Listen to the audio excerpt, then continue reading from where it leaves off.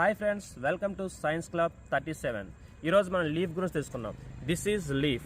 So లీఫ్లో మనకు కావాల్సిన parts ఏంటంటే, ఫస్ట్ ఆఫ్ ఈ ఏదైతే కాడలా ఉందో ఈ కాడని మనం పీటియోల్ అంటాం. ఈ చివరి పోర్షన్ ఈ పోర్షన్ స్టెమ్కి అటాచ్ అవుతుంది కాబట్టి ఈ స్టెమ్కి అటాచ్ అయ్యే పోర్షన్ మనం లీఫ్ బేస్ అని అంటాం.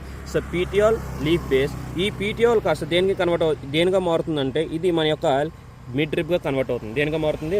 Mid rib. ఈ మిడ్ రిబ్ నుంచి వచ్చేటటువంటి ఏవైతే ఉన్నాయో చిన్న చిన్న కాడలు కనిపిస్తున్నాయో వీటిని మనం వెయిన్స్ అని అంటాం.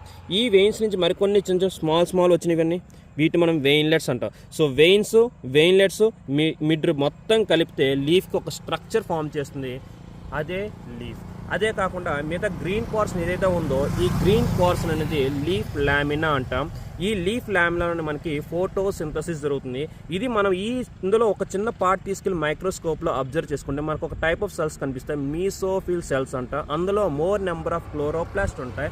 ఆ మోర్ నెంబర్ ఆఫ్ క్లోరోప్లాస్ట్ ఉండడం వల్ల మోర్ నెంబర్ ఆఫ్ ఫోటోసింథసిస్ అనేది జరుగుతుంది. సో ఆ తర్వాత ఇదేదైతే మిడ్ రిబ్, ఈ వెయిన్స్ ఇవన్నీ ఉన్నాయి, వీటి యొక్క మెయిన్ ఫంక్షన్ ఏంటంటే స్ట్రక్చరల్ సపోర్ట్ ఇస్తుంది లీఫ్కి. దాంతోపాటు వీటిల్లో మనకి వాస్కులర్ బండిల్స్ ఉంటాయి, అంటే జైలం ప్లస్ ఫ్లోయం ఉంటుంది.